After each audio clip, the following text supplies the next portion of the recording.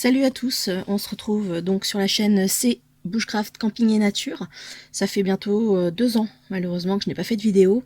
Aujourd'hui je veux revenir sur un article donc, que j'ai acheté ces derniers jours, qui me tient à cœur peut-être parce que depuis quelques années je vis en Savoie, mais peut-être aussi parce que c'est du made in France, parce qu'on connaît la qualité de ces couteaux, et parce que j'avais déjà pris l'édition limitée pour les 125 ans. Je veux bien sûr parler de Opinel. Donc, pour Opinel, pour les 130 ans, ils ont refait une série bien spécifique, limitée donc à 13 000 exemplaires. C'est un Opinel numéro 8 bien sûr.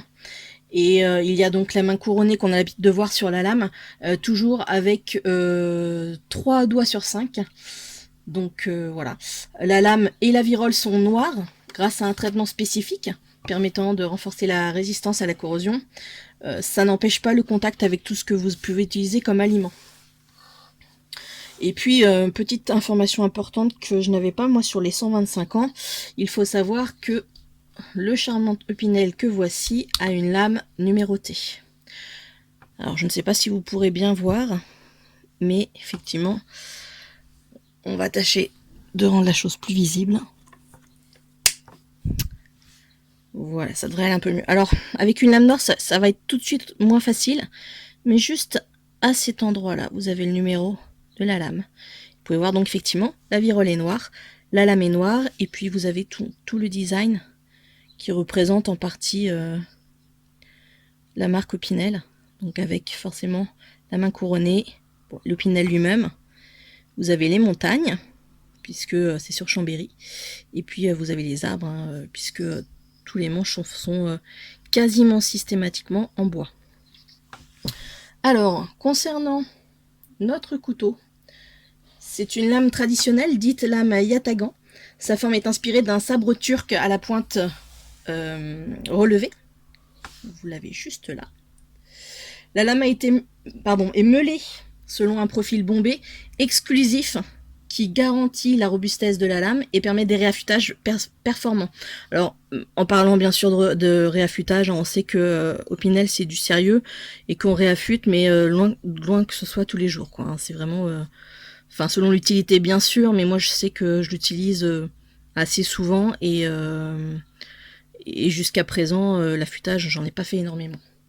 Donc l'acier c'est de l'inoxydable 12C27 pardon, qui a été modifié de Sandvik et qui a été mis au point pour Opinel et qui est réputé pour son tranchant et sa facilité d'entretien.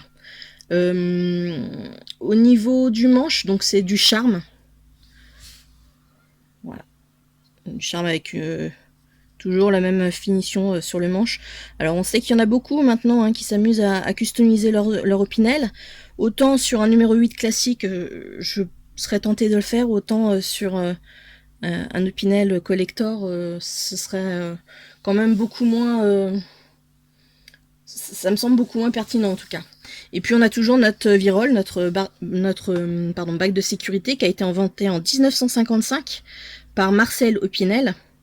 Et donc cette bague de sécurité équipe tous les couteaux fermants à partir du numéro 6. Pour rappel, ça c'est un numéro 8. Voilà, donc ce couteau-là, vous avez une longueur de manche qui est à 11 cm avec une longueur de lame L à 8,5 cm. Je vous rappelle que c'est une édition collector pour les 130 ans d'Opinel. Il est donc livré avec cette boîte-là. Donc vraiment spécialement, vous voyez, avec les chiffres qui brillent sur la boîte. Donc voilà, c'est selon moi un très bon couteau. En même temps, je me mouille pas trop en vous annonçant qu'Opinel est un bon couteau. Enfin, c'est du bon couteau de manière générale. Ils ont failli fermer il y a quelques années, puis ils ont changé de personne au niveau du design et de tout ce qui était marketing. Et c'est ce qui fait qu'aujourd'hui, ils sont importés jusqu'aux US avec ce qu'il faut sur place également, parce que ils ont su se renouveler, ne pas faire que l'Opinel classique. Ah, et puis j'allais oublier, selon les marchands, vous pouvez également vous faire graver votre lame. Pour ma part, je l'ai fait graver du même nom que j'avais sur la précédente, même si entre-temps ma chaîne est partie vers le camping, etc., de par mon état de santé. Et ça, c'est vraiment le petit plaisir en plus. Sachant que le produit en lui-même coûte 39 €, la gravure 5 €, et puis les frais de port, pour ma part en tout cas, étaient à 3,90 €, puisqu'au moment où je le cherchais, j'ai lutté sur le site Opinel officiel et je ne l'ai pas trouvé, donc je l'ai tout simplement pris dans une coutellerie. Voilà, donc j'espère que ce produit pourra en tenter plus d'un. Et puis n'hésitez pas à faire des retours si vous en avez, alors que ce soit pour les 130 ans, pour les 125 ans ou précédemment. Si vous avez des produits un peu atypiques de la marque de Opinel, ben n'hésitez pas dans les commentaires à m'en faire part. Et ce sera un vrai plaisir de partager avec vous. Bon, bah c'est un petit retour. J'espère faire d'autres vidéos dans les prochains jours. Ça pourra être des... Je vais avoir une petite torche LED à vous proposer de Trustfire. Je vais avoir le couteau tatou à vous présenter. Je vais avoir du Ontario, je vais avoir du Ganzo, du Spyderco. Enfin bref, je me suis fait plaisir ces derniers temps. C'est vrai que ça faisait quelques années que j'avais mis de côté cette passion que j'ai. Alors non pas du côté technique, hein, attention, je suis très loin d'être aussi informés que peuvent l'être par exemple des chaînes YouTube comme vous avez Fan de couteaux, vous avez 50 nuances de décès. C'est une petite jeune femme de 19-20 ans qui s'appelle Chloé. Je vous invite à la suivre, elle est dans les débuts, ça fait quelques mois qu'elle a sa chaîne, cependant elle est très pertinente dans ses propos. Elle vous donne même des astuces pour pouvoir différencier les couteaux originaux des copies. Enfin bref. Voilà, bon, Fan de couteau, je vous le présente plus. Et puis, sinon, vous pouvez aller aussi du côté de la Réunion, avec un ami... avec donc un ami, comme je disais, j'ai été revérifier son nom pour être sûr de ne pas l'écorcher. Vous avez Chris R. Jones 974 qui fait aussi de bonnes vidéos là-dessus. Alors, ce sont 3 personnes dont j'évoque les vidéos parce que ce sont certainement ceux que je regarde le plus. Il y a également, pour ne pas faire de pub, attention, je n'ai aucun sponsor, j'ai strictement rien, c'est vraiment des achats personnels, d'où le fait que je ne présenterai pas des couteaux avec des budgets affolants, ce sera plutôt du low cost.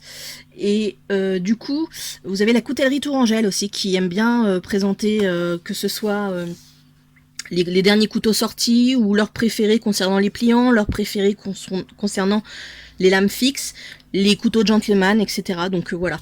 Ça, c'est tout un ensemble de ceux que je regarde principalement. Mais je sais que vous aussi, vous avez très certainement vos habitués. Et moi, pour ceux que je vous ai donnés, il y a ceux qui sont très connus, ceux qui le sont peut-être un peu moins. Et je pense que c'est sympathique de pouvoir échanger les personnes qu'on peut suivre, parce qu'il peut y en avoir qu'on ne connaît pas et qu'on a le plaisir de découvrir.